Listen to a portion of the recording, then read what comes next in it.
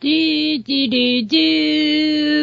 Here we are at freedomslips.com, Revolution Radio, and Haggy Shack. Please know that we're listener supported and we're short like $800, people.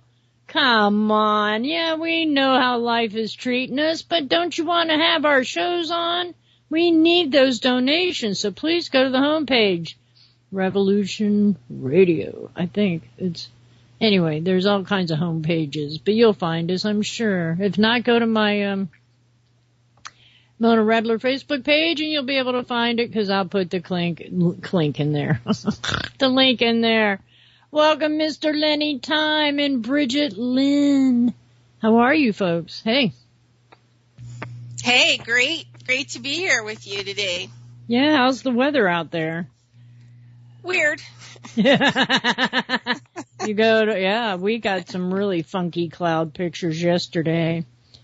Really strange ones. So Lenny, pipe in. Yes, it is raining here. Between the chemtrail clouds and the rain clouds, I can't tell which are which today. Aww. But it is refreshing rain and close to 50 degrees. Yeah, it's over 50 here. The ice is melting, thank goodness. But we've had ice since before Christmas, so it's nice to get some warm weather and take off layers. What are you doing? You're scraping something, Lenny. Is that the kitties getting comfy again? Speak up. I will try not to make all sorts of weird noises, but you know how it is when you live in a camper. The weird noises just come about sometimes. Okay. So you introduced Bridgette to me, so why don't you give a good reason of why you wanted her to join us? Okay. Bridgette, I mean, you could give a bad reason, too, if you want. It's up to you, but, you know, hey. We have known each other since, 2011, when I was part of an entourage that Richard Allen Miller, her good friend, brought to Reno to meet up with another friend, Matt Stein, and make a presentation that explained a lot of stuff that 7 years ago we weren't quite sure about, that now we know a lot more about. Right. And so we got to Reno, and Bridgette and I met at a bookstore where Matt and Richard were giving a pre-talk, and the pre-talk was fascinating. I mean, these guys were on cue talking about stuff. Everybody in the audience was mesmerized, and Bridgette started asking some questions, and we found that nobody really knew that these guys were even in town. So Bridgette took on notifying people who she knew about what a great speaker had just come into Reno. And the next day when we actually had the presentation, there were close to 100 people there rather than the 4 people who would have been there had we not done all this at the bookstore. Neat. The other person who was there who made the weekend really interesting was a woman named Carrie Cassidy. Okay. And she was filming what was going on and meeting Richard and getting ready to use some of his stuff at her interview site, revealing more stuff. And some of the adventures that weekend were just amazing. So Bridgette and I became fast friends. And so, flash forward to 2014, I was living in Colorado, and I happened to be going through Reno, made touch with Bridgette, and we got together, and over time she came out to Colorado and visited a couple times, and then I moved back to Oregon, and we did really a 4-month biodynamic intensive where she taught me how to grow biodynamic process where I could apply chemistry to the process but still follow the foundations of Steiner. and conversations ranged from anything imaginable, but we found that we both walk similar paths. Mm-hmm. And so I will let Bridgette introduce herself with the path she walks on, but I'm honored that she came on to talk with us today. And well, I want to interrupt first. Okay. Because I went to her Facebook wall, and she's feisty. I like that. I mean, once they told me I had to start coding the post, I quit posting her wall. Because I kept, oh yeah, that's right, let's post and share this. And, oh my gosh, she is a worker, I'm telling you. Hi, Bridgette. Welcome to Adventures of a Feral Hippy. Hey, well, I was looking at where you're from in Asheville, and I tried to.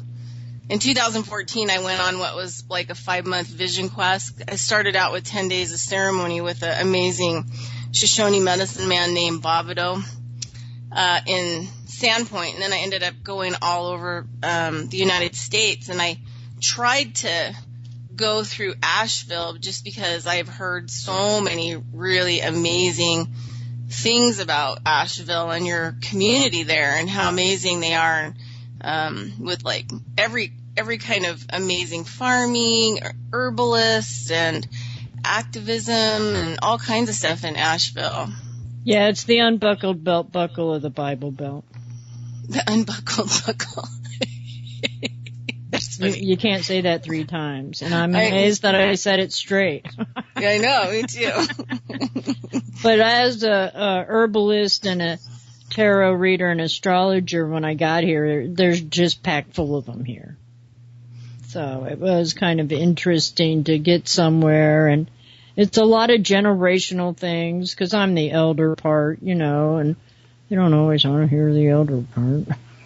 So it is a rather interesting phenomenon being here after 50 years in Florida, St. Pete, Florida. So. But I do like the idea that you have throw bomb, seeds, not bombs, and that you've had a whole flea market kind of thing going on it. Now that excites me. Well, Food Not Bombs, I met actually Keith McHenry, who's the founder of Food Not Bombs, when I was kind of living in Taos temporarily. And I think he's like in Santa Cruz now, but he was, I got invited to sit on a think tank group with Keith McHenry because the New Mexico state had given up like $100,000 to start what would be like a new, would be like a world peace conference. Oh. And so I sat on the think tank kind of as an organizational component, helping to problem solve some of the issues. If we had, there was lots of issues, sanitation, all kinds of stuff, but it would have been pretty cool. But anyway, I worked with him. And then there's Food Not Bombs Worldwide. It's not an organization. It's an individualized organization, which means that you just show up and participate. And that's kind of how it works out. So there's no banking accounts or anything that go with it. And primary purpose is to feed the homeless, the homeless people, with like vegetarian or vegan meals. But we will make anything that's donated. And so individuals, we get people to donate things. But I take all kinds of stuff there. Last night I had bags of stuff clients have given me. I had pillows and, just everything that you could possibly imagine, nice. Brought like a little mini, where are bazaar. I'm in Reno, Nevada. Uh-huh. And we have a killer group of Food Not Bombs people. We just really rock it every Monday night. Neat. Yeah, because there are people who would rather help than ignore. That's cool. Go ahead. Well, yeah, and the thing about Food Not Bombs people that kind of self-organize, is that they're all from all kinds of diverse backgrounds, different ethnics and, spirituality, atheists, all kinds of, it's just shocking, like, how diverse the group of people is and how they just get together. No, they're all peace advocates. Yeah, but not just that, they're first human beings, and that's a hard status to figure out. Yeah. Mm. Yep. and sometimes being in service, of those in need, you figure out what human means. Right, but I don't use that word service. I use just friendship, and that everybody has an equal opportunity to be their best. And that's just unconditional love and having no expectations to the point of what they did in Orlando, where this person was feeding the homeless and got arrested how many times. I mean, oh my gosh. That's just sad. I mean, will not allow community gardens anymore and stuff? I'm sure you've even come across where they've outlawed you being able to collect rainwater.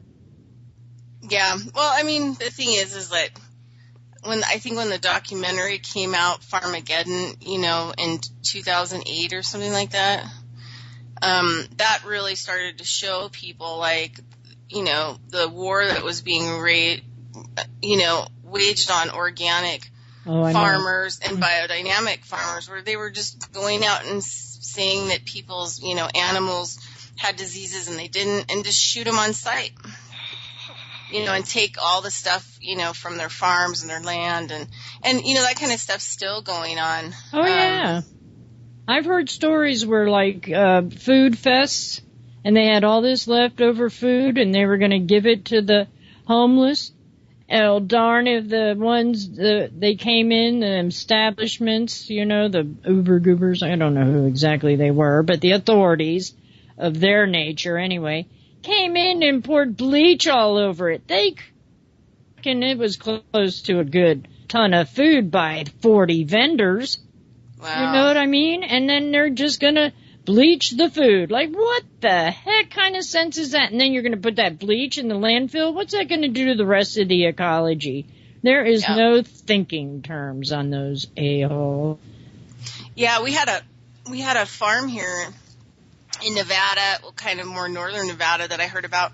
This was about 3 years ago, and they were doing farm to table, and they were doing an event where people actually paid for their tickets. It was going to go to different kinds of charities and stuff like that. So it was kind of a big deal, and they hired this, like, really high-end, famous chef to come in and cook FEMA? Did you just say FEMA? No, famous chef. Okay, thank you, because I'm like going, what? No.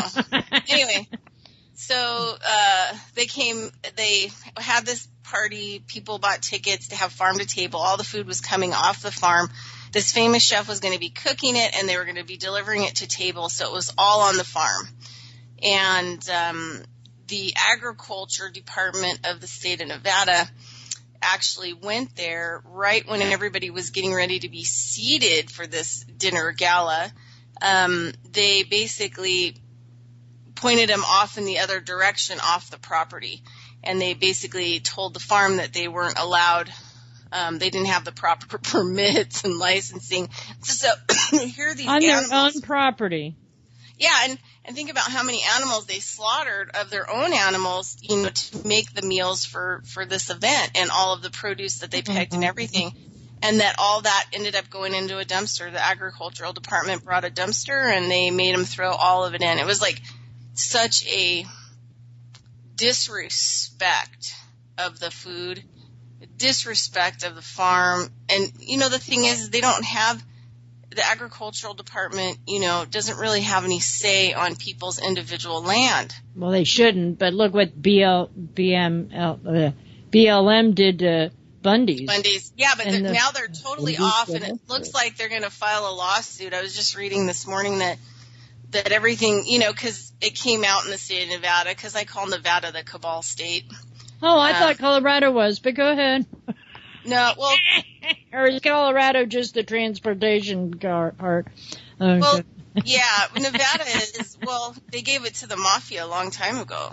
So when I was citizen lobbying in 2009 against tons of bills at the legislature here in Nevada, I found out that basically what happened was that Abraham Lincoln sold the pink slip for Nevada to the federal government for the Civil War debt. This is never talked about. It's not in any history.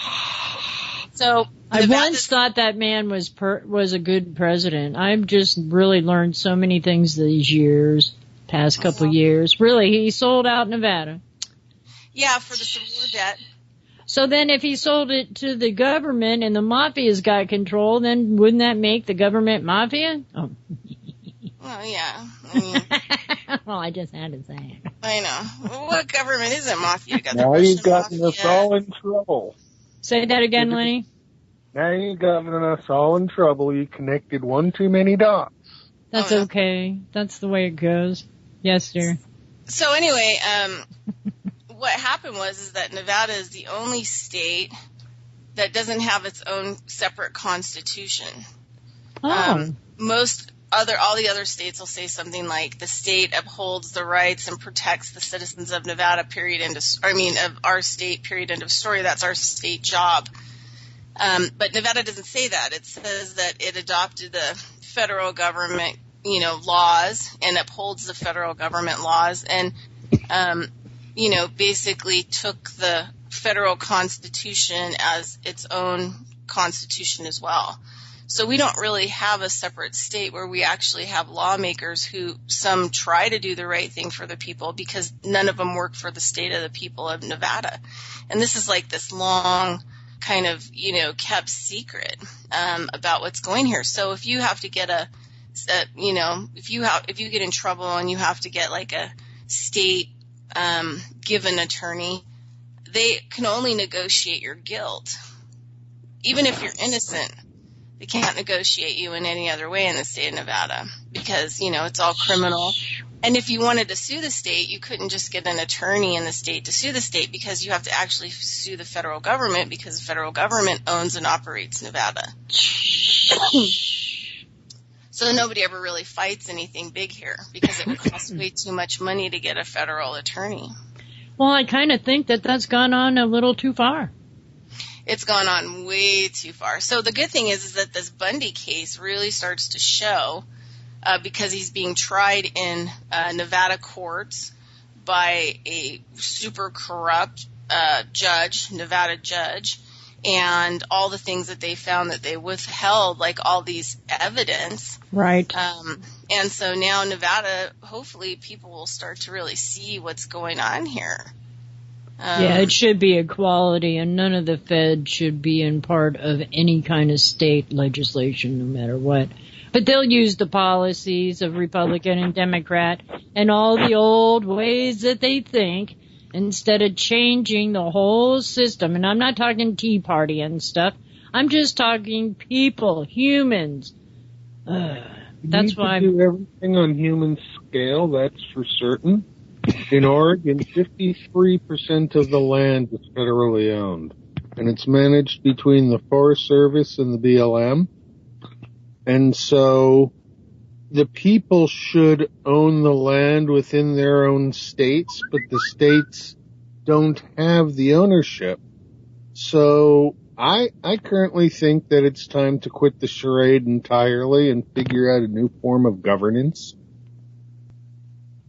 Well, I can't disagree with that, but I can tell you what is people want to be told what to do instead of taking initiative to figure out what needs to be done. And that's just ridiculous. Well, it starts with the education system, really, because they educate you to follow along and only have a schematic to tell you what to do. So right. The whole school system, there's no, omnipotent, let's just put it that way, thinking.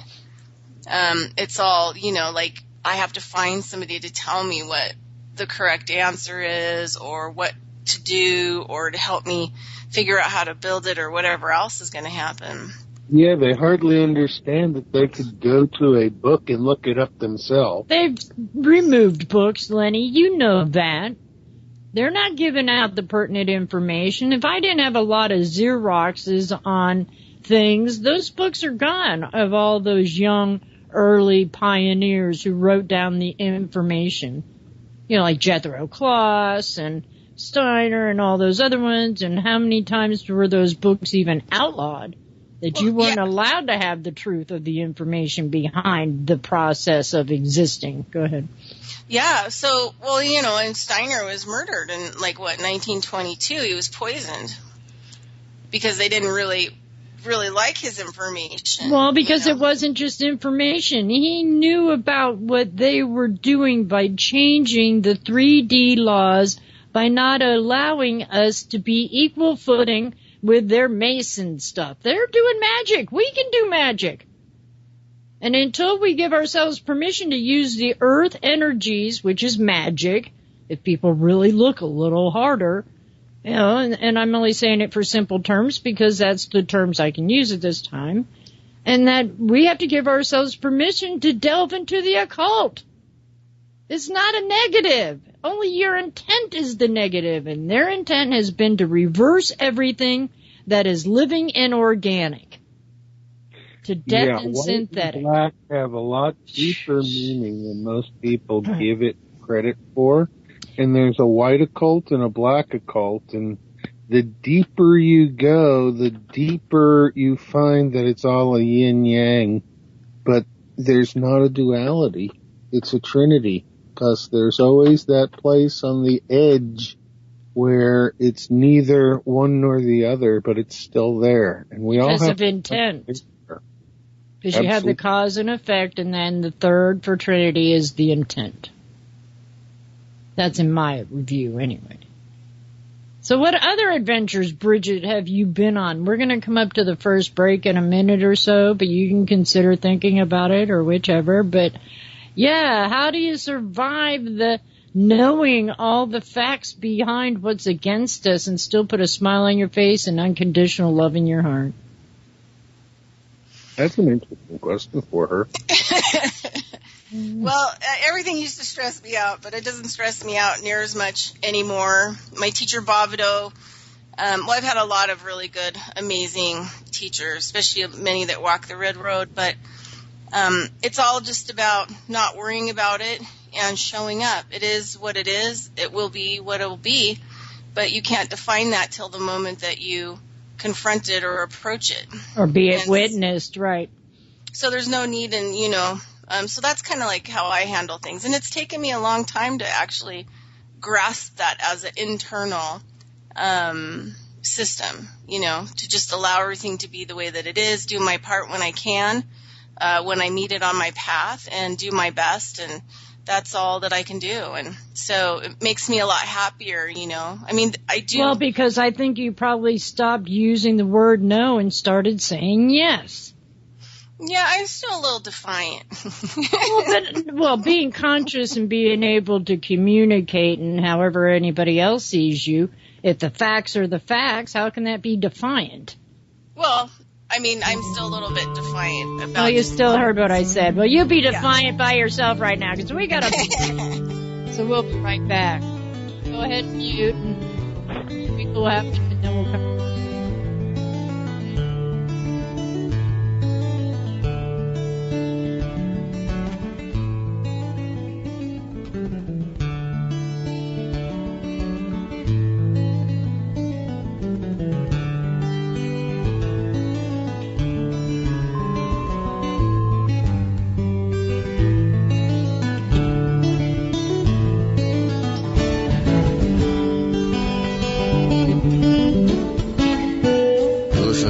Radio at freedomslips.com, and we'll be right back after this message.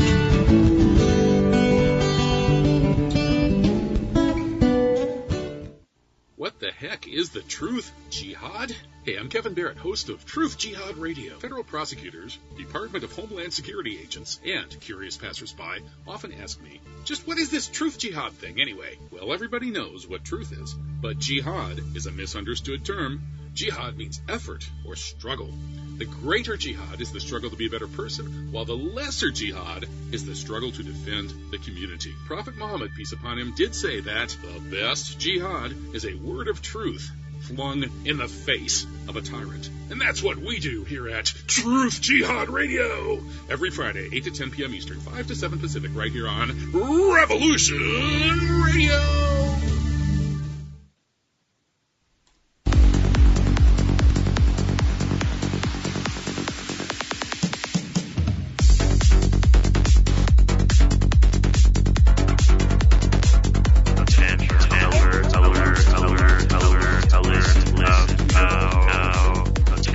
Alert.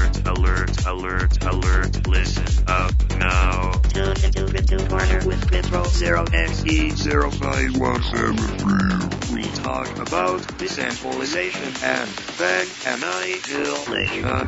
Bitcoin, Litecoin, Litecoin, your coin, blockchain, baby. Mondays at 1600 hours Eastern, Studio A.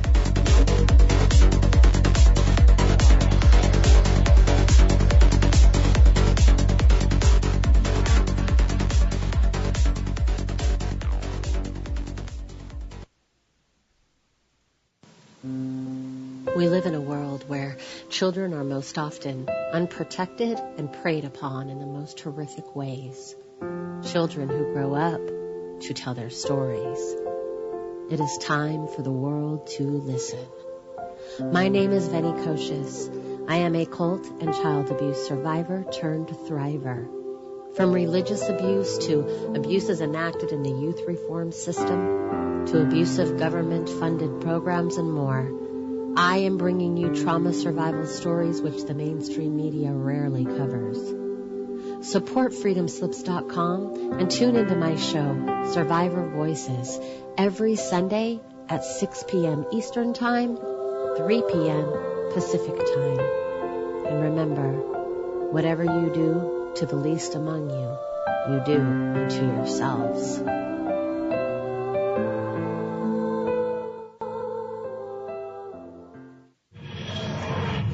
Find some comfort at Willow's World. A variety of news, commentary and poetry at Willow's Poetry Corner, where there are comfy cushions and a tempting selection of delectable comestibles. A show that's quirkily and quintessentially British, with a unique twist, featuring Willow Andreasen, your host. Join Willow, Monday, 6 to 8 p.m. EST, Studio B. The opinions expressed on this radio station, its programs, and its website by the hosts, guests, and call-in listeners or chatters are solely the opinions of the original source who expressed them. They do not necessarily represent the opinions of Revolution Radio and FreedomSlips.com, its staff, or affiliates. You're listening to Revolution Radio, FreedomSlips.com, 100% listener-supported radio, and now we return you to your host.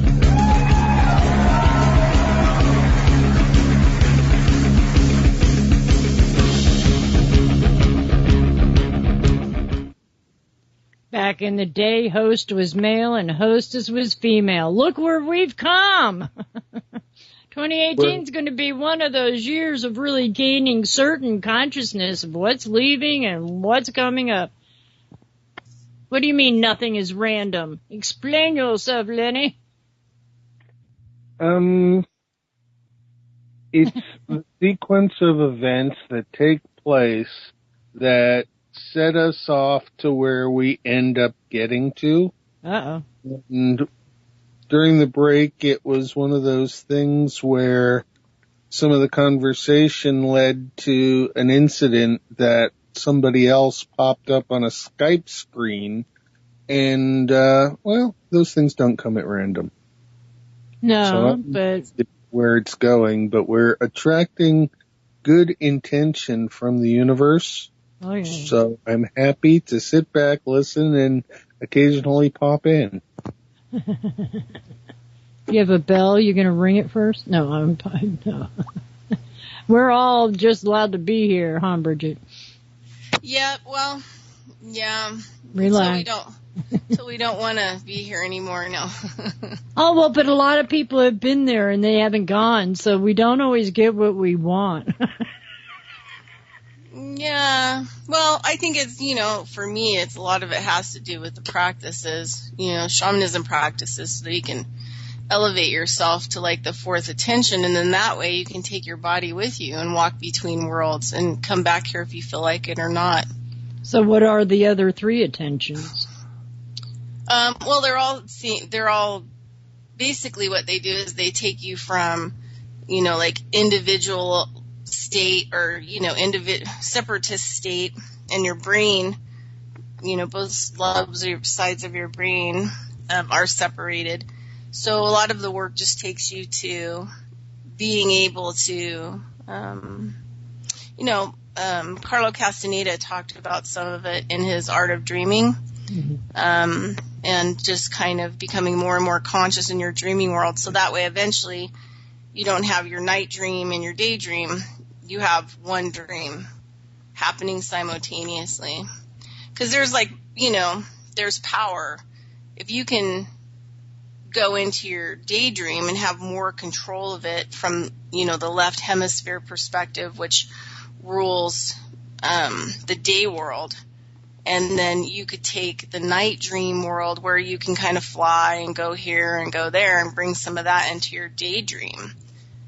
And then they would not be separate anymore. You wouldn't have one brain ruling over one side of your brain ruling over one part of your life, the dreaming states, and then have one part of your brain dealing with the physical or awake world, and being able to bring those together through practices so that there's no separation. And then what happens is that if people want to call it the matrix or the veil or whatever, you no longer just cease to operate it. You can be in it, but you're not affected by it, and it doesn't affect you.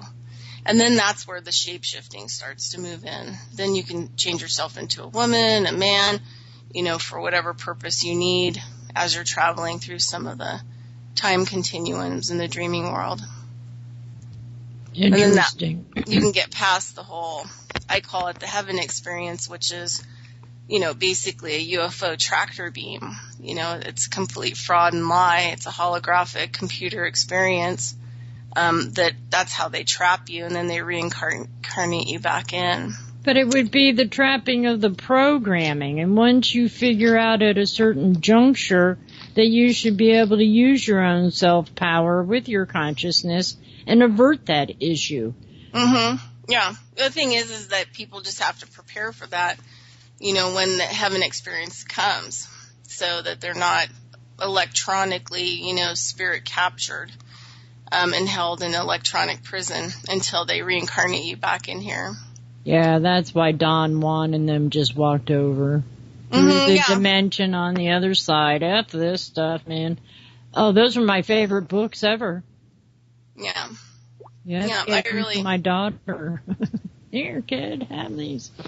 Because we have lost the idea of what real elemental living is. Even just growing food, you have to have an idea of its natural process so you can help it along. It's the nurture, not the destroy and contain and power play like they do with the hydroponics and stuff like that.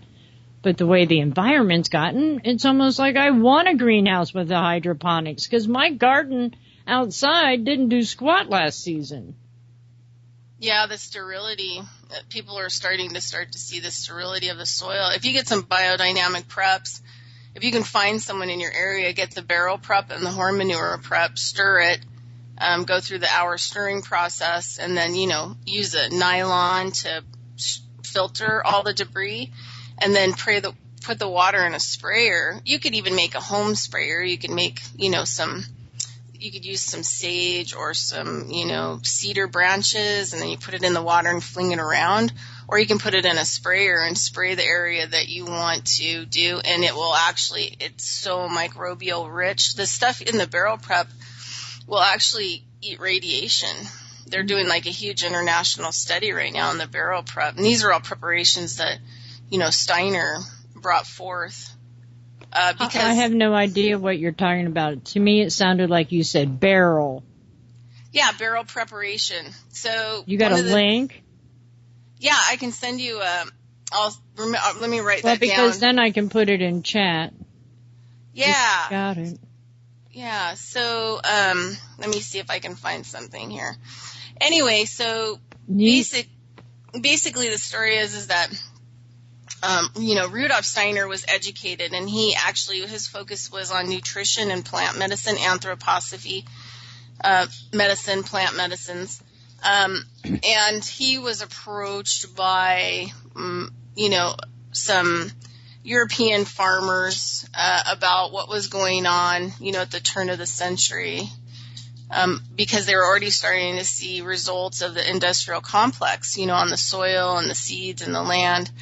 And so they asked him to sit, and he was also a mystic, like Edgar Cayce, Albert Einstein. A lot of these people came at close to the same time.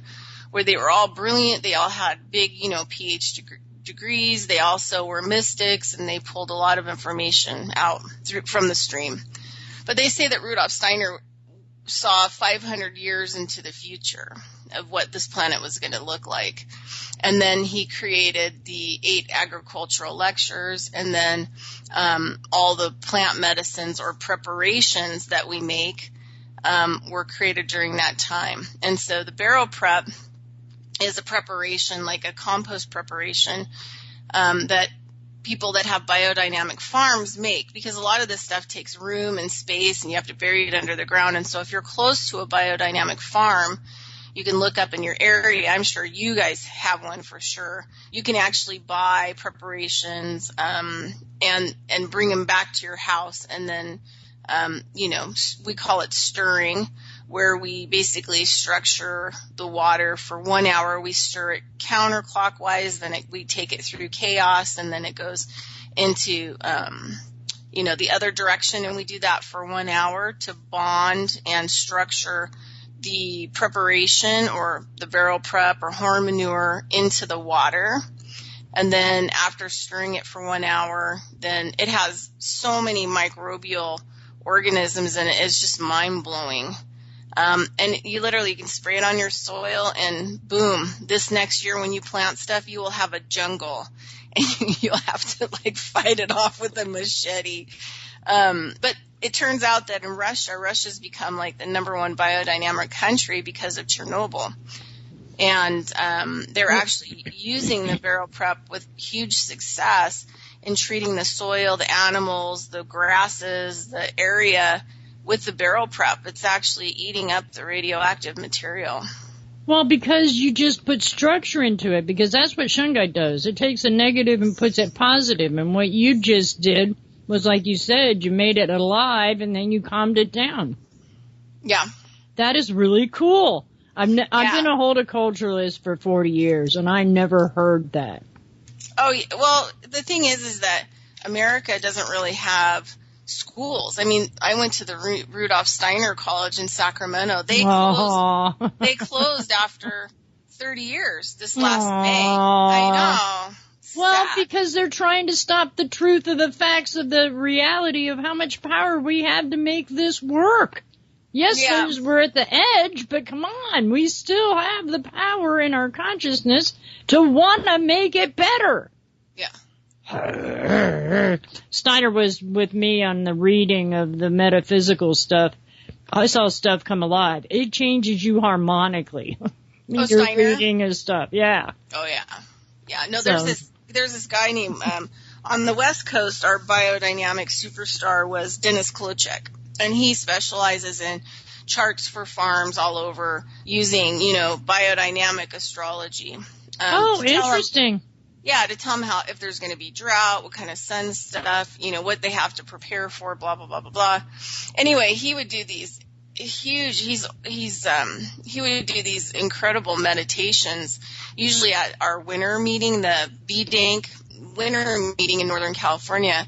And I remember the one meditation I went to, he had us lift up and, hang out with the different planets and sit back in outer space and watch how the planets move.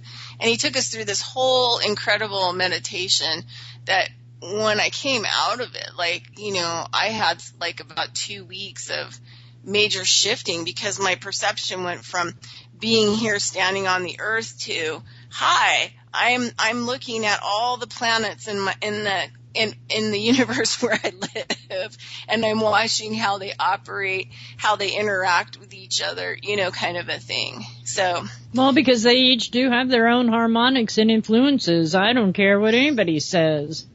I know it's fact. They're living at the scale they exist at.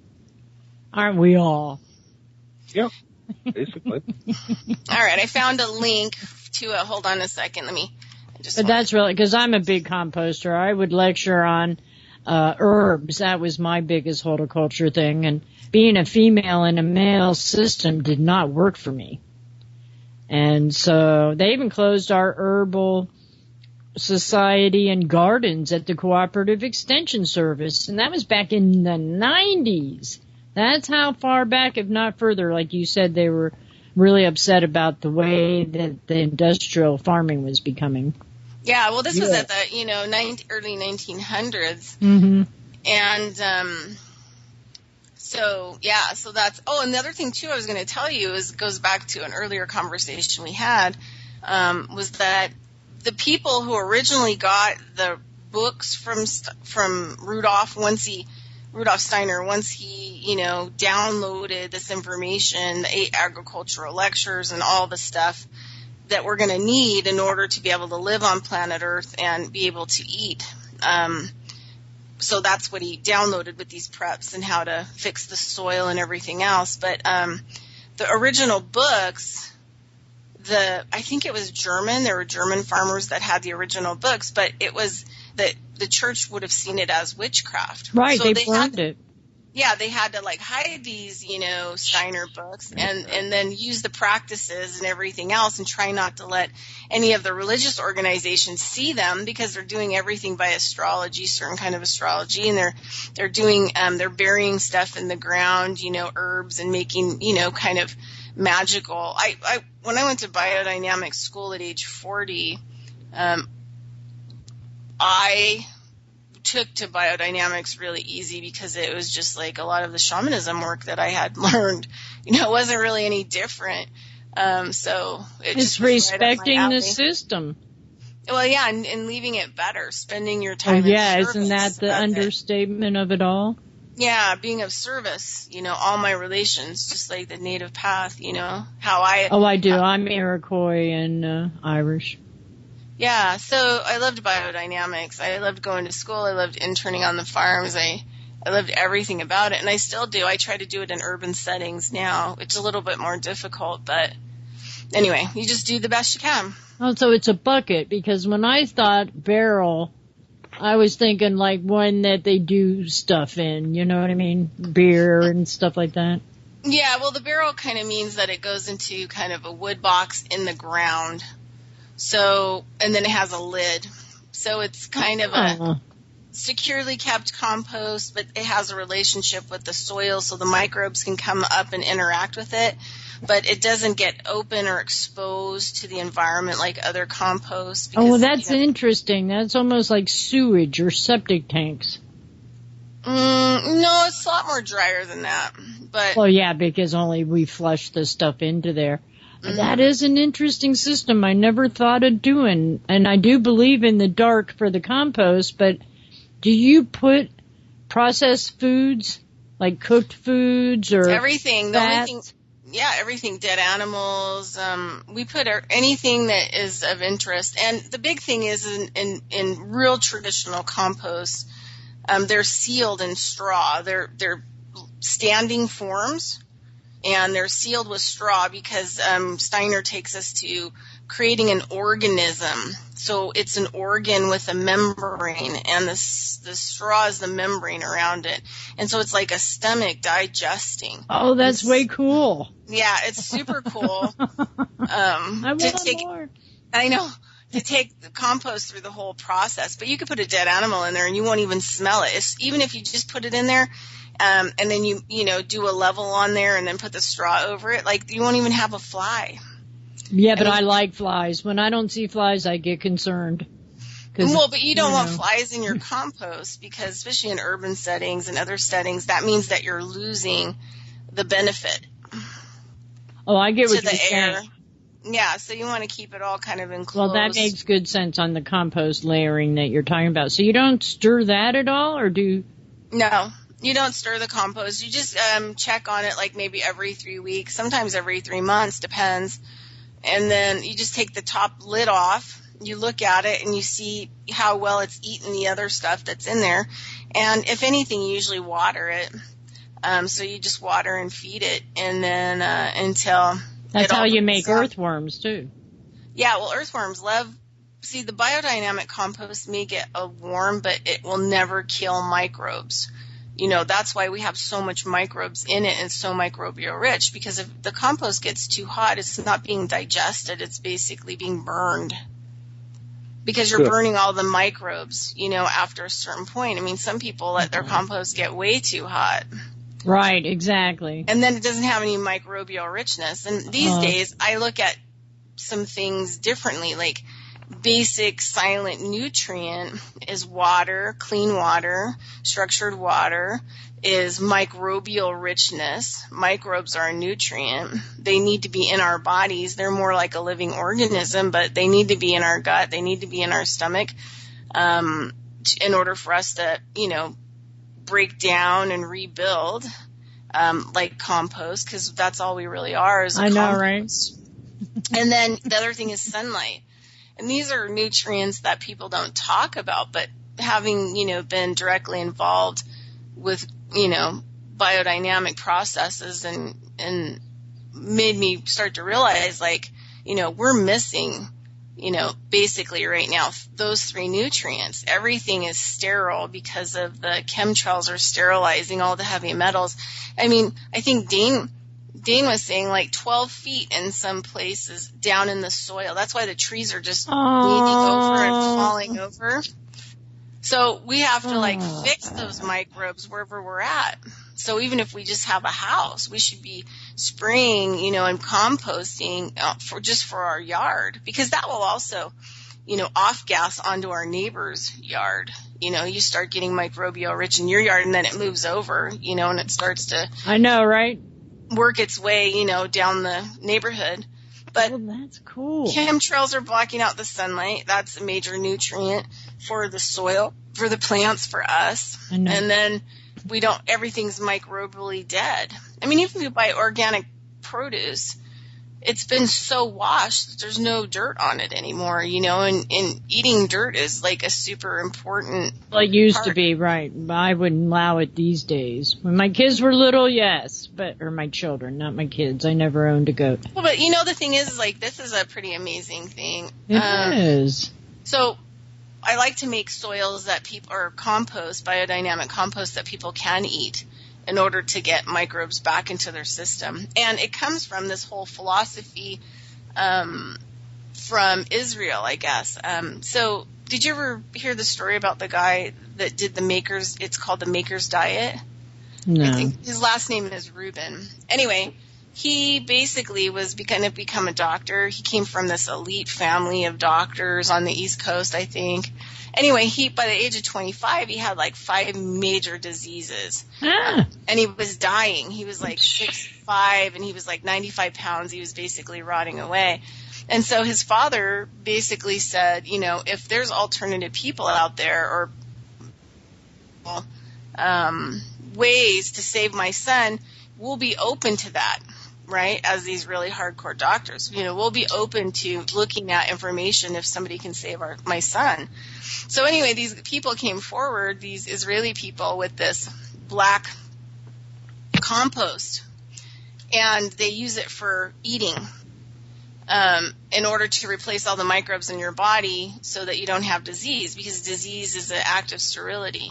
It's a nutritional sterility, it's an environmental and your body sterility. No microbes, no bacterias, you have to have a healthy balance to stay healthy. So anyway, what happened was they, were like, okay, well, we'll try it. So they put the son in the beach house. I think his name is like Michael Rubio. Anyway, they put him in a beach house, and the Israeli people, they keep bringing, enough soil for him periodically, because it has to be fresh, the soil compost. And so he basically ate it for like 3 meals a day, a handful of it, and drank, clean, purified water. And in 6 months, he was cured of everything. Uh-huh. So then he wrote this book called The Maker's Diet. And then he was really big into, I think it was called Beyond Organic Company. And they were actually moving, microbial, bacterial rich foods from like Africa and places, like kefirs and, yogurts, and people could have memberships and sign up, for a lot of these products to be shipped to them. So, and I don't really know what he's doing now. I don't know if it really caught on, because I just don't really think people really understand. Well, they don't have their mind open enough to see that there's more than one perspective of every issue that we encounter. Exactly. And the thing is, it's always about returning back to Earth. Well, why take from it without knowing that excuse me. I'm here to help Mom. Okay? To me, the Earth has always been. I've been in front of court battles and just because I wanted to save the Earth. And if we do have remedies, then I'm thankful to hear about it because I'm over the detriment, and I don't mind helping the neighbors, and they don't need to know because they all think I'm a witch anyway. So, they're Jesus people around here. Jesus. And so, they don't look at me as the Native American, Can't honor that. They're savages. Look, they're barefoot. It's just so sad. Go ahead. Whatever else you feel like. I just love the idea of that. Makes me want to get a tiller because then I would have to go down a certain spot to start the straw compost. I already know where I'd put it. Yeah, one place you don't want to put it is you don't want to put it by trees or bushes because the trees will basically sprout roots out of it because the trees love it. They'll eat it all up. Well, but I have a cherry tree that has just died or it's in stress. So if it would actually bring back the cherry tree, then there's evidence of the process working. It might. You know what I mean? So I got no issues here. I love experimenting with nature like that. I just don't go eat mushrooms, though. I have to have them identified. That might be a good thing. Yeah, I've found a few good ones, and I do just go eat mushrooms, but I know what I'm looking at. Right. And so it all works. Well, I mean, you got the experience. The built here was based on the goats, and we lost some goats to a mountain lion year before last, and so we made the biodynamic compost out of the goat carcasses, and it never had a smell. And in fact, I used a different pile named Fred after a different goat that passed away before we lost the other goats. And so I still have the goat compost ready to go for next year. So it'll be interesting. I now have more desire to put it out and use it and make sure that I get a good start on things for this next Gosh, growing. your artichokes would probably go nuts. Your Jewish Jerusalem artichokes. Yep. And I know that's going to be a part of your border. Yep, to keep the elk and the deer happy. Well, we got the top of the hour break, so go ahead and mute, and we'll be back. And boy, this just is exciting. I'm having a great time. I love shit and compost. Okay, we'll be right back. Bye.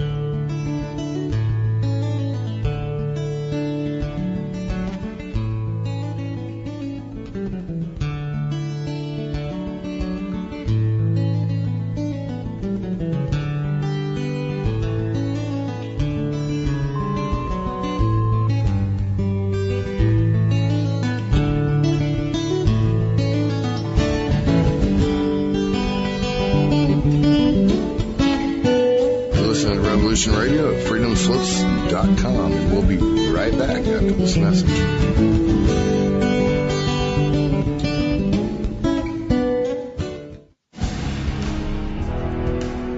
The Secret Society Revealed,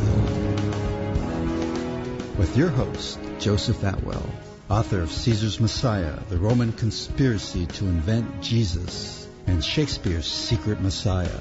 The groundbreaking discoveries that gives us a new understanding of how governments and elites use mind control to manipulate their subjects. Join Mr. Atwell as he lifts the veils of deceptions of our modern world. Mondays, 12 noon Eastern Time, 9 a.m. Pacific Time on Revolution Radio.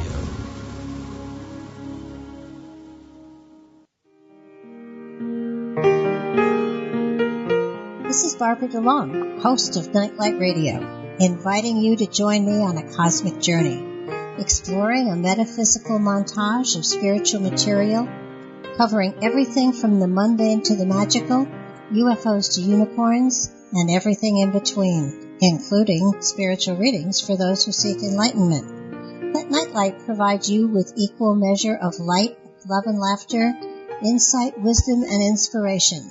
Monday nights, 10 to 12 p.m. Eastern, right here on Studio B, Revolution Radio at freedomslips.com.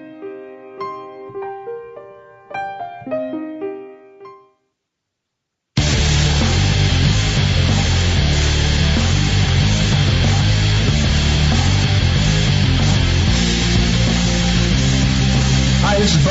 And this is Rocco. And the Bo and Rocco Show is here to offer insight into legal and lawful remedies. Our goal is to remain free and help others remain free in an ever-increasing police-like state. With the help of our guests, we try to answer questions such as what went wrong and what can we do about it. So tune into Revolution Radio at www.freedomslips.com Wednesday nights, 10 to 12 p.m. Eastern Standard Time to listen to the Bo and Rocco Show. You don't need to expect us. We're already here. Revolution Radio.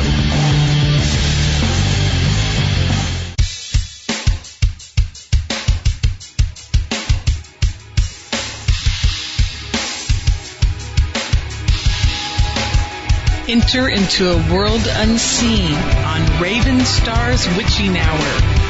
You will encounter eclectic topics from the realm of spirit brought into our matrix of truth. With your host, the Solaris Blue Raven, Solaris will bring you an array of unique guests covering topics from ghostly spirits to amazing anomalies, covert technology, UFOs, and shadowy global events. And that's right here at Revolution Radio, freedomslips.com, Saturdays midnight till 2 a.m. Eastern Time. Revolution Radio, where information never sleeps. Let the magic rise. The opinions expressed on this radio station, its programs, and its website by the hosts, guests, and call-in listeners or chatters are solely the opinions of the original source who expressed them. They do not necessarily represent the opinions of Revolution Radio and freedomslips.com, its staff, or affiliates. You're listening to Revolution Radio, freedomslips.com, 100% listener-supported radio, and now we return you to your host.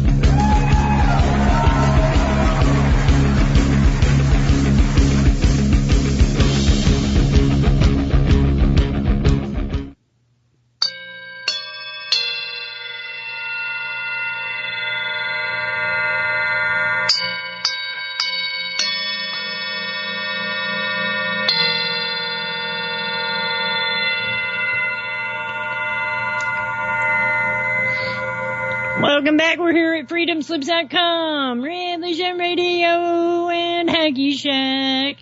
And again, know that we're listener supported, so please throw in those nickels, pennies, and dimes. We'll take them all and keep us on air. Otherwise, you won't find great information like what we're having today. And don't forget Haggy Shack. Haggy Shack will, if you do a $30 donation, any donation will help her. She's a small little sweetheart. I love Haggy Shack. Oh, I love Haggy Shack. I really do. We have so many great people who are trying to get the truth out, who are trying to help us expose our reality so we don't play in their matrix. Let's make our own. So anyway, if you do $30 for Haggy Shack, she will send you 3 of the S4 Shungat stickers, which are great for your Wi-Fi phones, your laptops, or other things that are electronic in nature that are emitting these EMF waves at you. And go to Cosmic Reality YouTube, and you can see all the scientific proof and information that sometimes you gotta eat a little dirt and enjoy your rocks, you know? So welcome back, Bridgette and Lenny. Thank you. Hello. Howdy. How's it hanging? Oh, pardon me. What other great information of ideas, Bridgette? Do you have a question for Lenny, maybe? Or vice versa?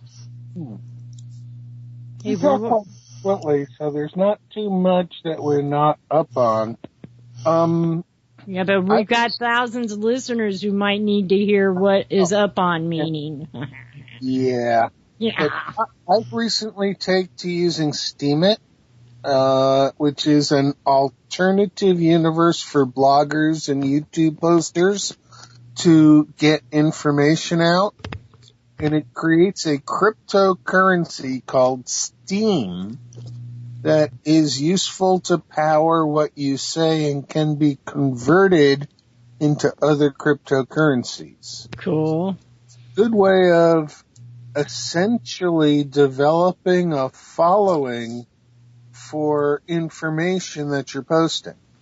So Bridgette has started the beginning of getting on and figuring out what it is, but it's an extremely user not friendly system until you figure it out. Mm-hmm.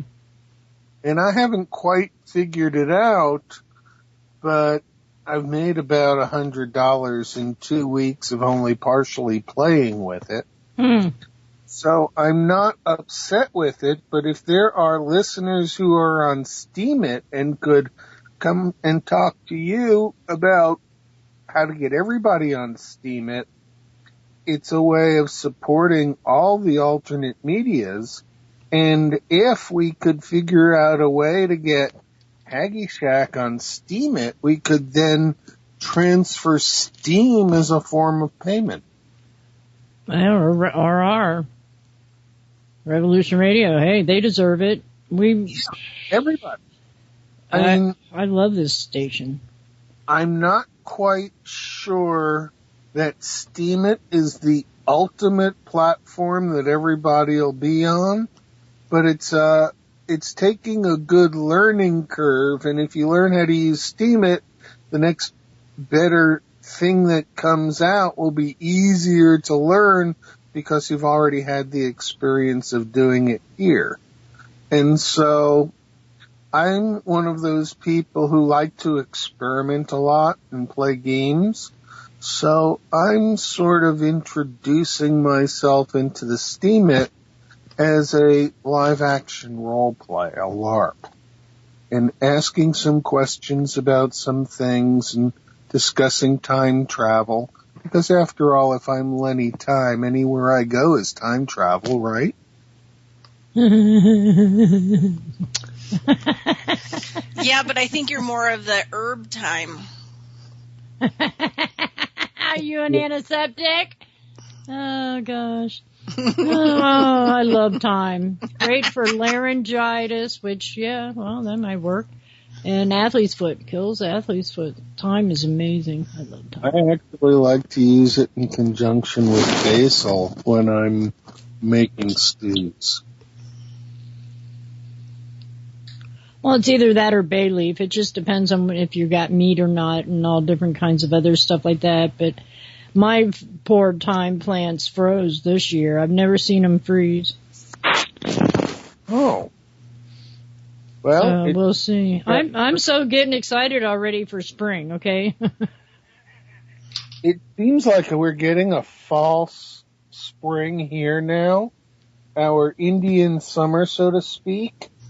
And I'm real tempted to go out and plant because every year it seems like we have 6 to 8 weeks in January, February that really get things going, and then we get zonked in March with a massive snowstorm. But I can get greens going and other things and have a early spring crop. There's stuff that will grow in the freezing. It doesn't get to freezing here, so yeah, lucky you. We're just defrosting today from well before Christmas. I know that's only a couple weeks, but still, it's like, oh my gosh. Yep, the ice is thick. And that's one reason right now I cannot do any of the gardening or anything in the plants or in the garage, and they didn't even handle it because it got colder in the garage. I bet the biodynamic compost packed in straw would be doing just fine. Right. Well, we have one. We have a black one, though, and it's a whole different kind of story. And as what I grew up knowing horticulturally, I would not add animal to vegetable. I would have 2 separate compost piles. And I would have never put cooked in my compost pile. I would only put the cleanings of what you do in the kitchen kind of thing. You know, veggies, stuff like that. And branches and things like that. Yeah, I tend to use the cooked vegetables that I'm not going to eat as animal feed. Yeah, there you go. Well, yeah, for you, that's cool. Yeah. Goose won't eat it, so I let her get away with whatever. She likes her salads. She likes her greens. Mm-hmm. So what's your next adventure, Bridgette? Since you've helped out today already with getting people fed, that's so cool. Yeah. Well, this year, every year I kind of set an intent for myself, like drama-free 2008. So it's like the main principle I work with. Any kind of drama, say in 2008, I would have avoided because, no drama 2008. This year is my year of ceremony. More ceremony, doing more ceremonies, kind of living in, a place of ceremony, and also teaching. So last year I taught a lot of urban farming classes here locally in Reno. Biodynamic compost making. I taught a phenomenology series. I love phenomenology, another branch of Steiner's work. And I also taught, urban farming, and did some lectures on why people need to grow food. And this year I'm doing more teaching, and I have a part 1 and part 2 basic nutrition class that I'm doing for the community for free in March. And then I'm teaching a dowsing workshop so people can learn how to pick food, because, we have a sense that, in a pile of apples, some apples are going to be better for me and better for someone else. So you can, use dowsing to actually find the apples in the, when you go to the grocery store that are best in alignment for yourself, or, other food. And then you can use dowsing. People can go into grocery stores and, and also I teach them how to use land. I do a thing called earth acupuncture that I started when I went to school in biodynamics. And I kind of use dowsing to help me with planting, to open up meridian lines that help with the ley lines on the planet. Way cool! Yeah, so that sounds like so much fun. I know, and then I'm really excited about in February here in Reno, I'm teaching a making prayer class, and it's very Red Road prayer medicines. How to make like smoking prayer medicines and using tobacco and corn, and a lot of making smudge pots and just different kinds of things, and also teaching about Red Road intention for prayer, because we don't beg or, anything with the Creator. Figuring out the idea that once we learn to respect it, it becomes more honored. And once it's more honored, it'll give better back to us, too. That's why I don't buy products from commercial means. I don't know who put that stuff together. Yeah, it's true. The other thing, too, my friend Lujan Matus brought up a point a long time ago when I interviewed him, and he said, when we see something, when we actually really pay attention to it and really look at it and really see it or work with it or become friends with it, build relationships with it, it changes, it shifts the energy of that thing into a technology. So it becomes like an activated, energy system. Once we start to see it and know it and pay attention, even with animals. And so we elevate the energy field around those things. And so they become more what we would call medicine, right, on the Red Road. It becomes medicine versus just eating it, just having it, just growing it. But having that awareness and opening the awareness in the individual items that we're working with. I just think bubbles of unconditional love everywhere. No, that's good too. I mean, well, once you start labeling it and putting it, they think it has to be the only definite. But everybody has a different, because see, I won't say the Good Red Road only because I see it as just a journey. There is no direct separation of color. The fact is the journey.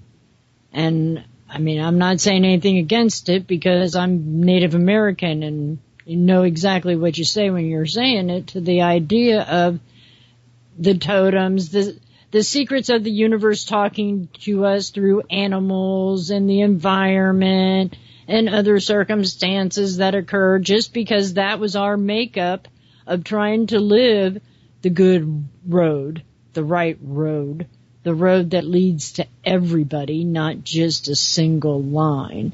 Because we are here to, I don't want to say serve, but play with each other. Make it a goal of, let's have a good one. Maybe my hippie showing. Excuse me. What? Philosophy. Start again. Now you're talking Dr. Seuss philosophy. Oh. In one of the best philosophical books ever written called Go Dog Go, the entire purpose is the dog party in the tree at the end of the book. Oh. Makes perfect sense. But Dr. Seuss and the Lorax. I just saw the new movie the other night, Sunday night. Oh, there's a great new one out. The animation, not Dr. Seuss's edition, but a new one. And it's all on how the city, there's only one spot, everything was synthetic. They blew up their plants with tire pumps, and they had to buy air like food, and their food looked just like Jell-O. There was nothing else different anywhere. Not a living thing except humans. And so the story, this guy wanted the love of this woman, young girl, and she would say, only if I would have a tree would I marry that person. So it's a great story. If you can find the Lorax that's just came out a couple years ago, it's excellent. It's so good. Okay. I love Dr. Seuss. Yeah, Oh, the Places You Can Go is one of the absolute best ever written. Because it talks about a place called the waiting place that we've all been at, and the only way out of the waiting place is to get off your butt and do something. But you can be waiting forever otherwise. Yeah, what do you do with your allotted time to get through that waiting? Because it's like everybody feels like something's going to happen. We got to get there. We got to get it done. And that's not the true purpose. Not in the least. If you feel like it's time to do something, by all means, do it. Yeah, it's all choice. So cool, Bridgette. That's, I just love the idea that there's those, and I've never heard of these systems you're talking about, and I have been very sheltered in my life. And this is just amazing that anybody could actually Google these places and see what it is that's going on and become a part of it, like you were saying. How you were taught on the environmental reconditioning. Yeah. Well, I think, it's a combination, right? Environmental reconditioning or restoration or regeneration or revaluation, whatever terms you want to put in it. But I think, having been in, private practice, alternative medicine for years and, focus of nutrition wasn't correct because nutrient is soil, right? Right. And if things aren't properly, if you're not picking your vegetables daily, they have like no nutritional value. But there's also this whole spiritual component that goes along with it, with what also my teachers have brought in, the ceremonies and, the relationship to the environment, as a healing tool and to get closer, and then that way you tie in so that you're getting information from those energy systems, or what Black Elk would have called the stream, and hook up in the stream, and all the information past, present, and future is there. So you start to work with the environment differently, and the restoration of it as a spiritual practice, basically. Well, because I don't believe that we have the right as adults to leave a sick, dead planet for our children. Well, the future. Yeah, but the thing is like the Earth is already past the point of no return right now. You really think so? I think so. And so the thing is that there isn't going to be anything that we're leaving for anybody unless people get, the act together and we stop these chemtrails, we stop all this nuclear testing and building of nuclear power plants, and then we're all going to have to work really hard. We're all going to have to man shovels to get the soil restored before, the thing is we can't live with trees, and so many trees are just falling over now because their roots You mean we can't live without trees? We can't live without trees. Right. Right now, I think even Richard was talking a couple of years ago when I was talking to him, like we're running -4 oxygen on the planet.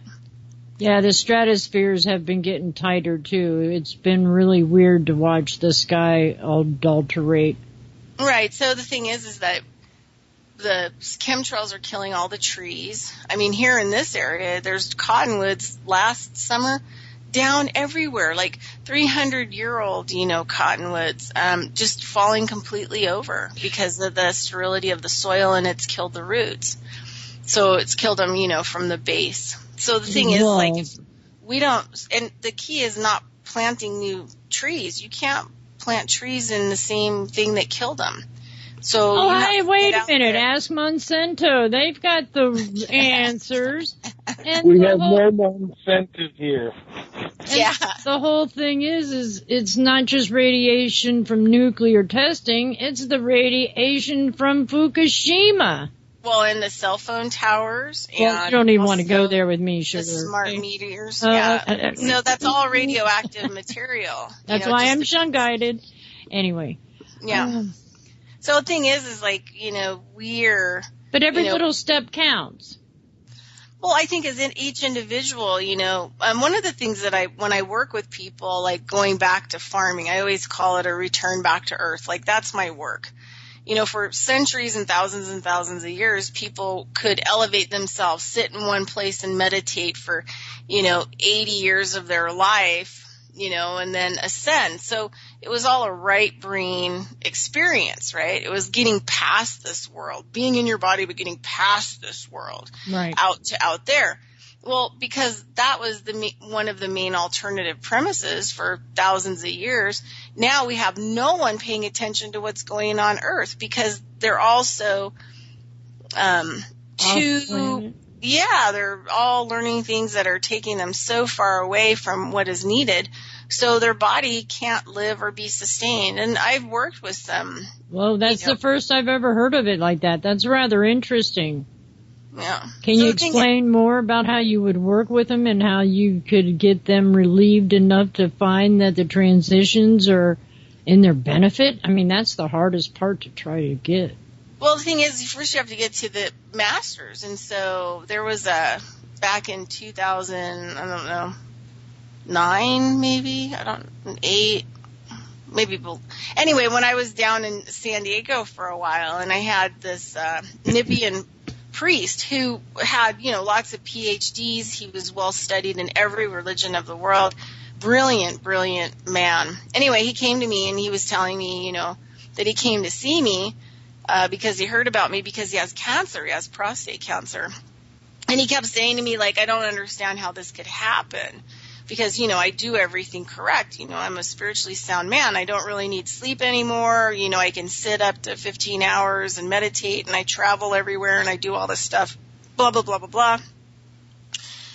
And I said, well, in that 15 hours that you're, like, astral, where's your meal?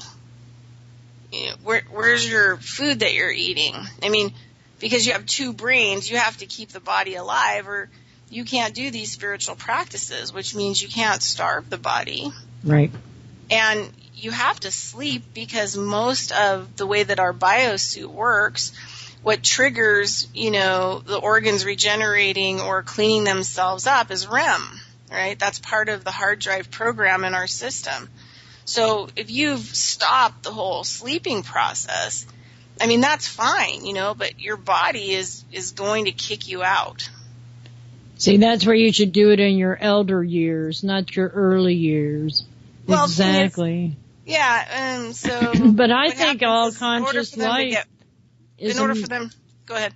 In order for them to get well, they have to actually start to come back to Earth and honor their body and be grateful for their body, which means they have to feed it. Right. In most cases, a lot of them have never even fed it. I mean, some of these people go on like really hard fasting, type stuff, and then they're only eating like a white rice where you're already like nutrient depleted, and now you're fasting so that your body will actually eat itself because it doesn't have any other options to stay alive. Oh, goodness gracious sakes alive. But I believe that life should be a living meditation. We shouldn't have to go anywhere. If we need the information, it'll come to us. Right, but you have a call to personal responsibility to get out in your yard and grow food and bring in your own food. Enjoy it.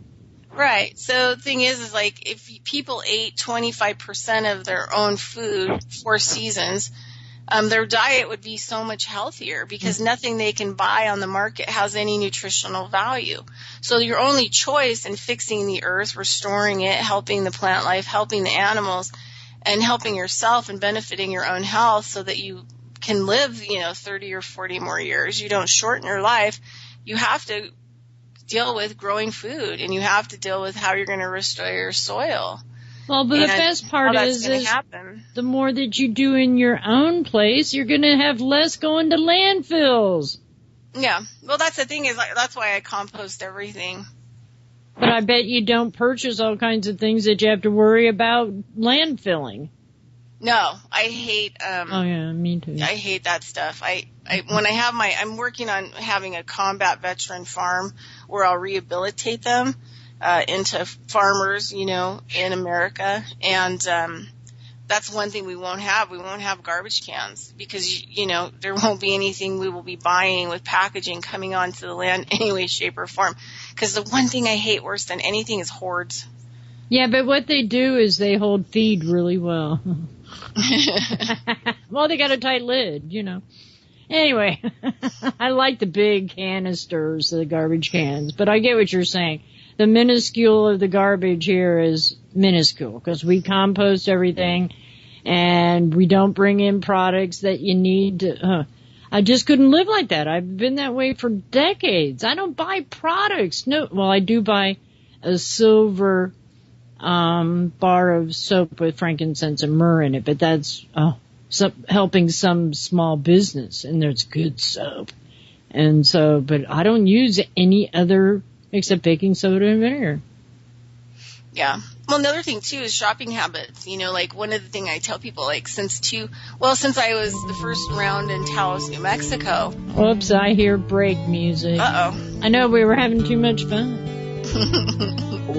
All right, so we'll be right back. Thank you.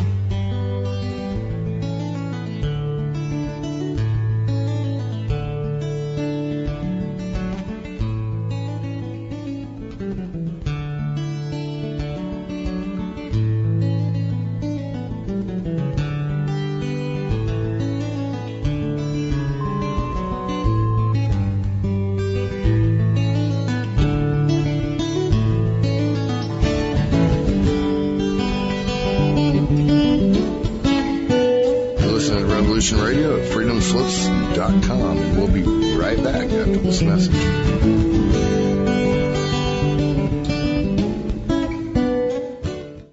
What the heck is the truth, Jihad? Hey, I'm Kevin Barrett, host of Truth Jihad Radio. Federal prosecutors, Department of Homeland Security agents, and curious passersby often ask me, just what is this truth jihad thing anyway? Well, everybody knows what truth is, but jihad is a misunderstood term. Jihad means effort or struggle. The greater jihad is the struggle to be a better person, while the lesser jihad is the struggle to defend the community. Prophet Muhammad, peace upon him, did say that the best jihad is a word of truth flung in the face of a tyrant. And that's what we do here at Truth Jihad Radio. Every Friday, 8 to 10 p.m. Eastern, 5 to 7 Pacific, right here on Revolution Radio.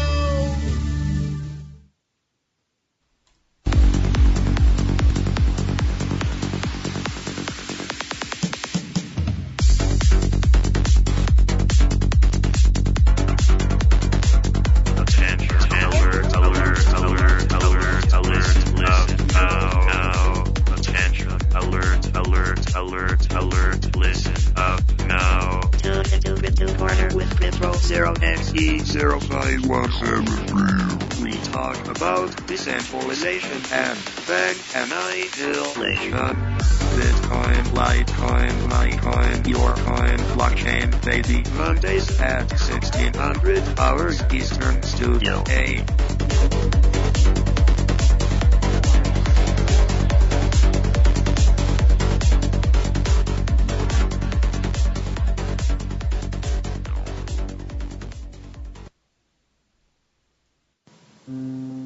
We live in a world where children are most often unprotected and preyed upon in the most horrific ways.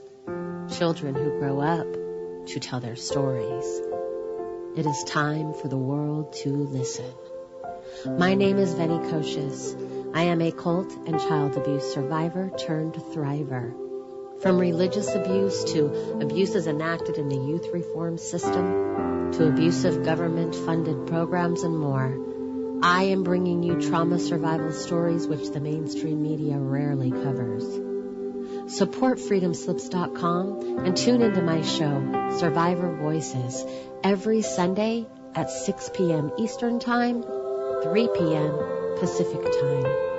And remember, whatever you do to the least among you, you do unto yourselves.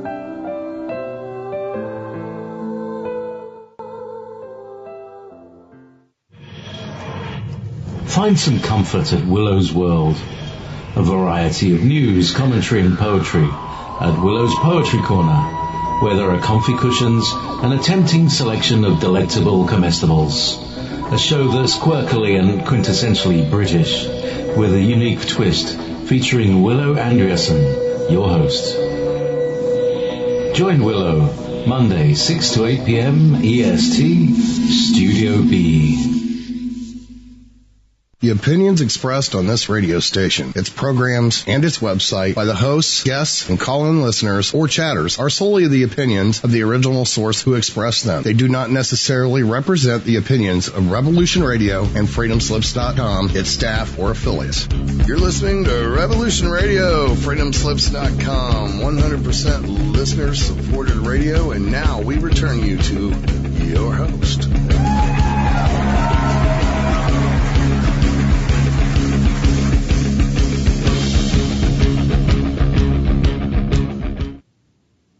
Welcome back. So, Bridgette, the Good Red Road. I was just thinking, because for some reason all the chakras popped into my mind because I'm posting these links. And it's really rather interesting because that's where all the towers are. They're putting us in just the red chakra as a whole planet. And they're melting the earth with these towers and things. It's pissing me off. But otherwise... Well, red was traditionally used as the color of protection. Well, it's the four color of the nations. Mm-hmm, the white, the black, the red, and the yellow. Yeah. So, I mean, yeah. Most people might not have known that. But that's what I wanted to... That was interesting. You got a lot going on, girlfriend. Oh, my gosh. How come it took this long, Lenny, for you to introduce Bridgette to me? Oh, gosh. Yeah. He's had other cats to think about. Yeah, he's had other cats to think about. Oh, God. And a dog. Izzy. Oh, yeah, the sweetheart. Yeah. Uh-huh. Mm-hmm. Izzy has goo-goo eyes. Lenny's her man. She gives him all the goo-goo, you know. Yeah, we took off for 2 hours with Peter and a couple of other guys. And I stepped outside, and it was the first time she wasn't Johnny on the spot in a long time. Oh, she saw an adventure. Oh, but not just that. Isn't Peter the one who has the property? So while you were gone, he was her friend too, you know? Yep. So. As much as you can say Peter is a friend of anything, or anyone. Oh. No, that's not... Peter's okay. He does me very well. That counts. I love giving thanks. So what else is going on, Bridgette? I see that you're talking in your car. Do you live in your vehicle? Yeah, well, I've been kind of doing that for about 11 years. Only? Yeah. But it's all good. It's all coming to an end. it's going to change into something else, which is fine. But I've had a lot of, eventful situations that have happened. I had a huge battle with the state of Nevada and some of the boards over my hands-on work. Really? Oh, yeah. On my YouTube channel, I have 3 videos, Holistic Battle 1, 2, and 3, and it talks about what they tried to do in the state of Nevada. I mean, vitamin C would have been a felony. Like, you could have been arrested. They don't even give it to the people in the hospital for intravenous because it would cure them.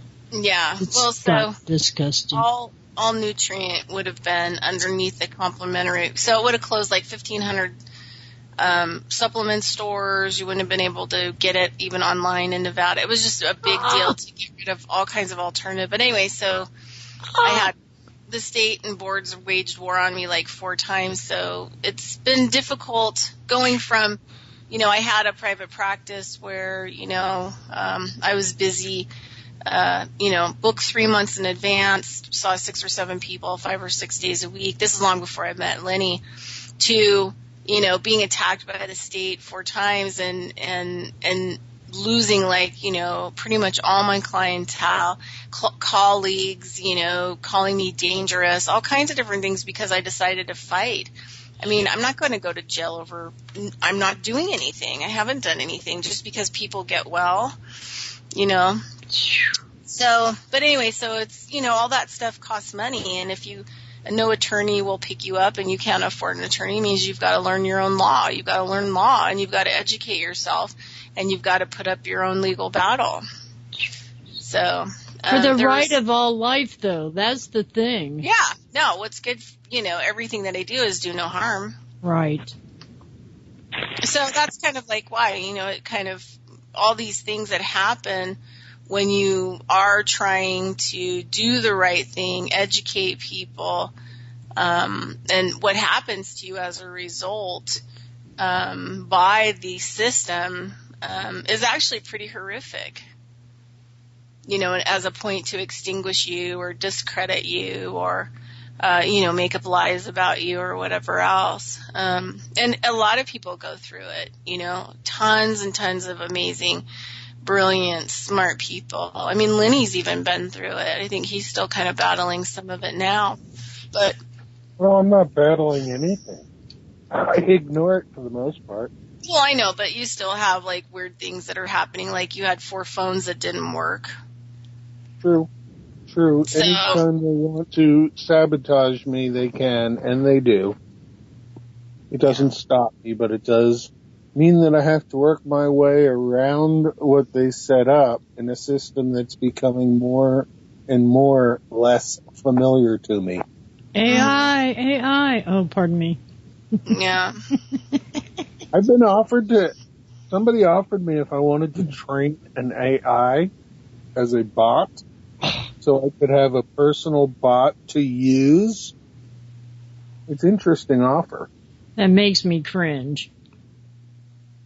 Yeah, I used to program chemical instruments to operate with personal computers back in the 1980s when personal computers were brand new.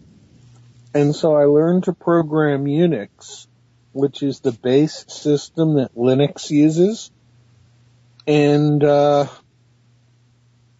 hadn't considered actually working with an AI to shape what it thinks. It would be an interesting way of doing model systems for sure. And since I've invented the game Existence and got it now worked out to provide a new way that by taking what we knew and measuring it and weighing it, we can maybe figure out which parts of our story are true and which parts of our story belong in the compost pile. But a lot of science that we have currently that everybody in this country has been taught to believe just isn't true just because it's been repeated enough. You mean it's not correct, right? Because it's true in their minds. Come on. But even so, yeah, the revelations we're getting now as the system is falling apart on different technologies that they've known about begs the question of why we're even following a system where legally information is protected through patent and copyright so that we pay universities to lie to us. Right. And that the real information can't come out. Mm-hmm. Yeah. We were taught to respect doctors, lawyers, and Indian chiefs, and the lawyers are all liars, the doctors are in the political system, and the Indian chiefs aren't Indians at all. They've never been an Indian. They're an elite establishment that just isn't worth paying much attention to anymore.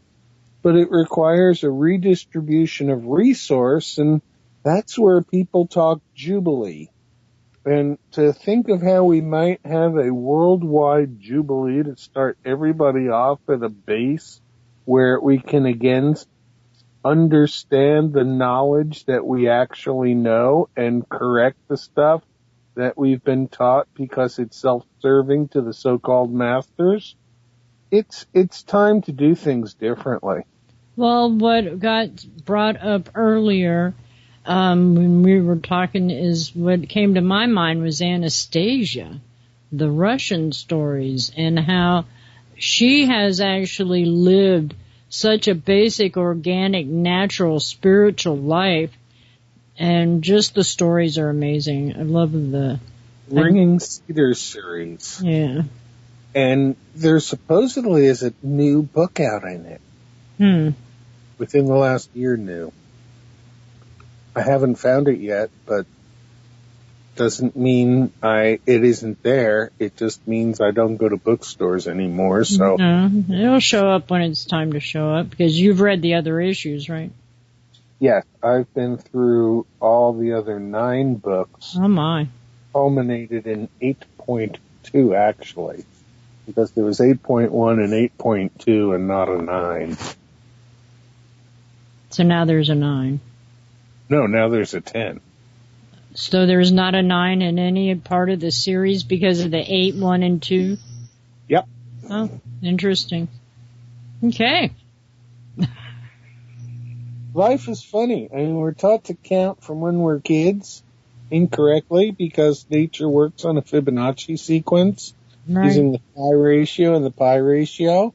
And yet school has drilled into us math has to be perfect. We have proof of everything. And if you can't prove it with math and science, it doesn't exist. Right? Not in my world, honey. Not in anybody's world. And that's what the problem is. Well, I recognize it, yeah. A system of disbelief that nobody knows what the bleep is going on. But we each have our own ideas, and when we correlate them, talk to each other on a one-on-one basis and exchange things, then we're going to go off and look all these neat new stuff up. And I want to run out and get straw. Absolutely. No, I bundled up a new compost pile and straw before the winter set in, so the rain that last month didn't wipe everything out. I think we're going to still be in for some freezing days, but it would still be interesting to start it off. Well, the thing is that for a while you've got to assemble the materials that you're going to compost. And the straw really is the last protective layer when you're done with the bulk of the composting, that you seal it up into the membrane and let it go for a while with just additional water. All right. Answer me something, Bridgette. Can you build a straw encasement of compost above ground? Yeah, that's what I do. That's what I thought. So, I don't know what you're thinking, Lenny, but I mean...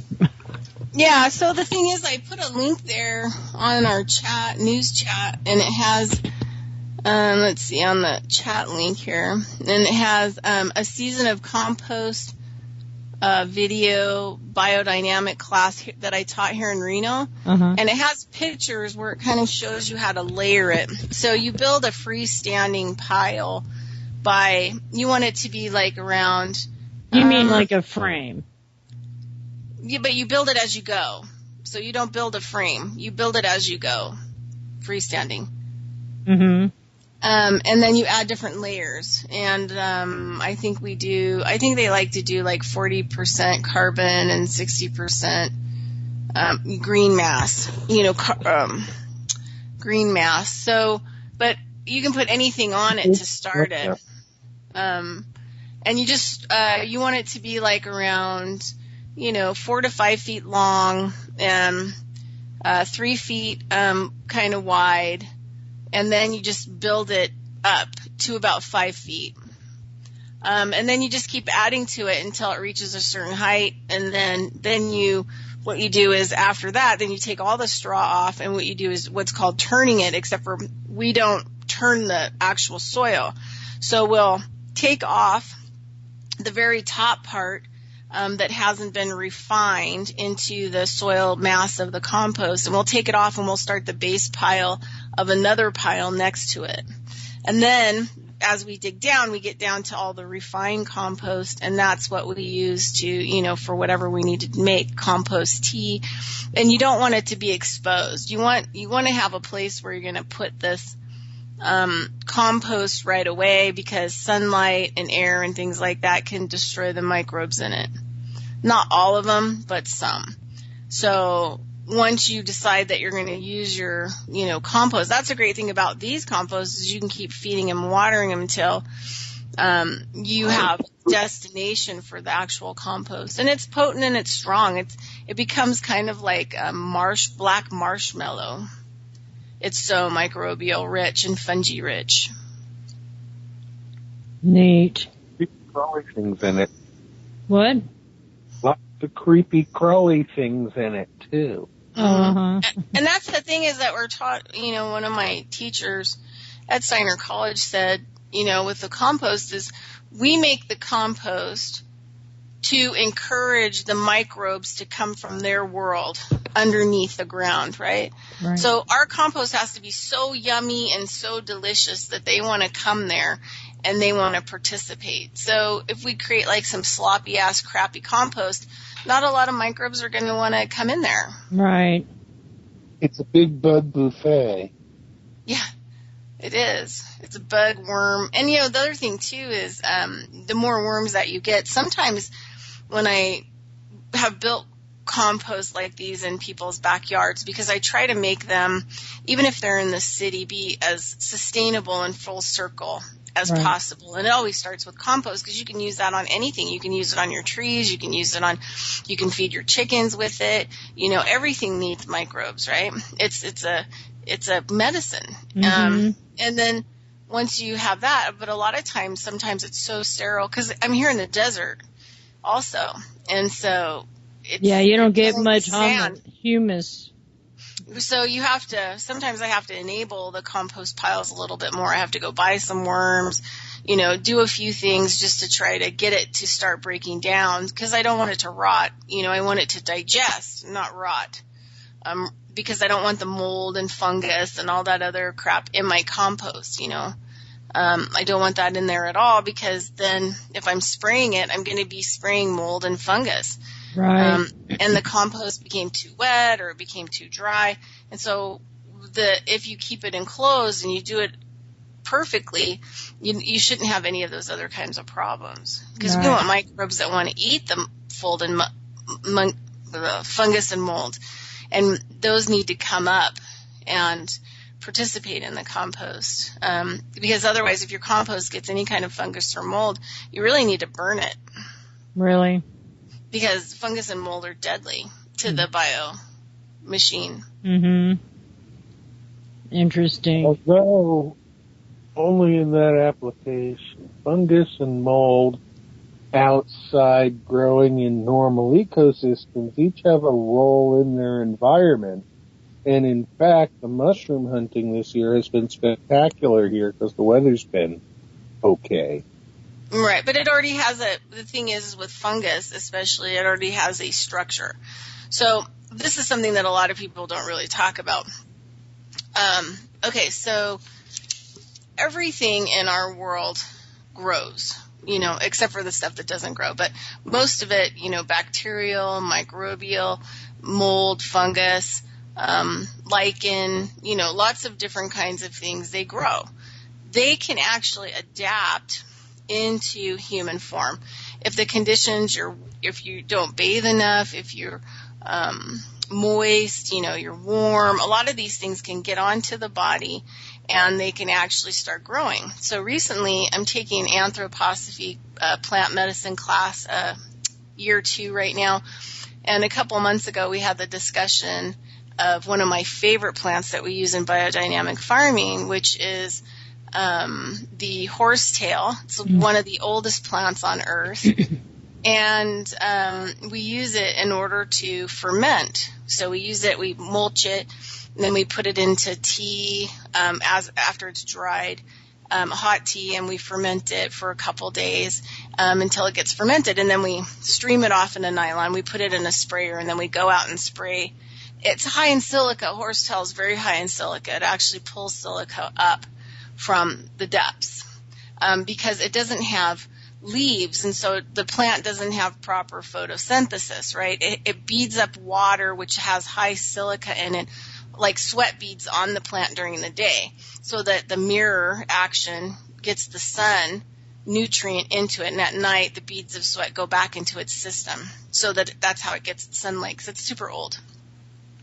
So recently during this class, so I've already used this plant for mold on plants and stuff like that are problems, or people have tree mold and stuff like that. I'll go out and I'll make the fermentation, and I'll go out and spray whatever they need sprayed.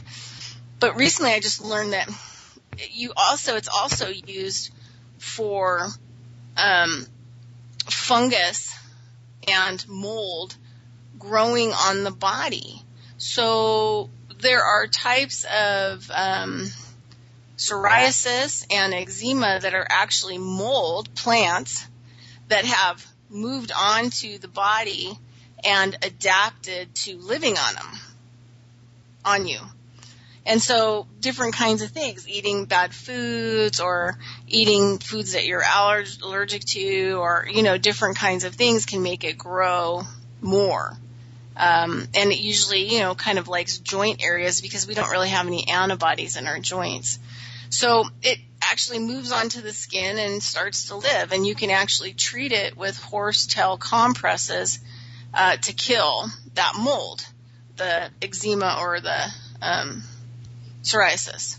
So a lot of people don't realize that plant forms can actually move into your body, and if sometimes you breathe them in, you're using them, and say you're spraying them because you had a moldy compost or whatever else, and you start to breathe that kind of stuff in, or it gets to certain areas you don't want it, once that stuff moves into, say, your lungs, the mold and fungus will really take hold, and it'll turn into a different plant form. So a lot of candida is a plant form. It's a fungus, right? And most of us have candida, but once it gets overactive in the body, it actually grows roots like an ivy, like spurs, and it actually can grow up out of the colon and puncture holes in the colon and grow up and puncture holes in your kidneys and stuff like that and grow like a vine through your system. Yeah. So one of the doctors that I had a mini clinic with at one time, I was there doing the structural medicine, and I had a client that came in and had this weird patch on his leg, really weird looking patch. And he's like, yeah. I said, do you mind if I have one of the alternative underground doctors look at it? And he said, yeah, that would be great. She said, it's lichen. So she asked him, she said, were you in the military? He goes, yeah. She said, were you like in jungles or forests where it was really moist and wet? Vietnam, yeah. He said, yeah. Well, this guy was younger. And then she said, did you not shower and sleep out in the wet conditions, like on the ground? And he was like, yeah, I was like a special force guy. And so, we'd hang out in our bush outfit and hang out and be frozen and wet, for days on end. And she said, well, lichen grows in a lot of those places. So basically you laid on some form of lichen and you didn't shower enough. And what happened was the lichen, basically spored and went onto your skin, and it grew like a huge patch. So you have lichen just like a rock has lichen, but yours is a human form because it adapted to living on you. And she said it can't be removed. Like, she's seen them, try to surgically remove these patches from people, and it just keeps on growing. Once it's created a life experience with a person or a human, it's impossible to get rid of. Right. Now, there are ways and means, but like you said, you can't feed the sugar to these creatures because that's what they also live off of. But that's interesting about how the environment really does adhere to us. I saw this one National Geographic, and actually this guy, it looked like horns were growing out of him. So you are so correct in what you're saying. I don't know how he got exposed to whatever fungus it was that was doing that, but they would pay him money to go to different areas to show off like the Barnum and Bailey circus used to do. And that the fungus was growing in some kind of form off his head? Oh, off his whole body. Oh, it was and they tried to remove it and do all this other stuff, and it would grow back. Yeah, and it grows back sometimes worse if you mess with it. It gets, because it's parasitic. These little plant forms are all parasitic. Right. So their goal, it doesn't mean that it wants to kill you, but its goal is to find a better home with better quality food and water and all the things the human body can offer. Right. Isn't that amazing? It's been a blast. We've got like a minute to go. If you'd like to give a link to share like your YouTube or whatever so people can really get involved into helping readjust this earth, go ahead. Yeah, so I have a website called theredroadsociety.com, and I'm just in the process of building it. I have a page. It's a women's circle. It's called the Grandmother Circle. I'm having it 4 times a year. And you can find the Grandmother Circle, a women's gathering, on theredroadsociety.com. Our next person is going to be a woman. She'll have an interpreter. She's going to be talking about ceremony. She's from Uganda. She's a traditional medium, and she's going to be teaching on ceremony. And so that's coming up in March. And then I have the Ministry of Consciousness.org, which has a lot of my shamanism work, and that's about it. It's been a blast. Check her out on Facebook or go to mine. There's a link there for the show and how to get a hold of her on Facebook. Thank you, Lenny. Thank you. Hey, we'll do it again. Everybody have a safe Tuesday.